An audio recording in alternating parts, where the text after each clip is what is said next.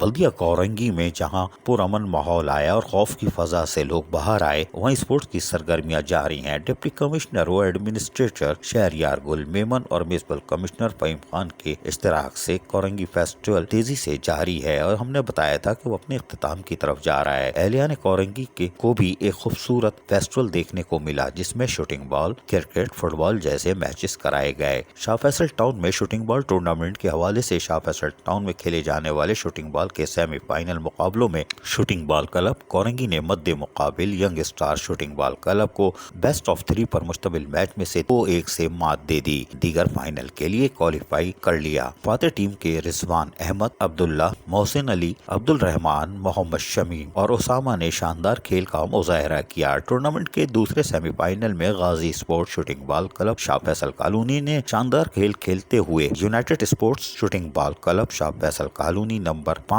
کو 3-0 سے باقاعدہ شکست دے کر فائنل کھیلنے کا اعزاز حاصل کر لیا۔ غازی اسپورٹ کے عارف ایڈوکیٹ اور وسیم عباس نے شاندار کھیل کا مظاہرہ کرتے ہوئے اپنی ٹیم کی فائنل تک رسائی کو ممکن بنایا۔ دونوں سیمی فائنلز میں ریفریز کے پرائز سابق قومی شوٹنگ بال پلیئر قمر الاسلام پیارے اور PWD شوٹنگ بال ٹیم کے کوچ اعجاز احمد نے انجام دیے۔ عزیز عارف، KBS بلدیاتی نیوز، کراچی۔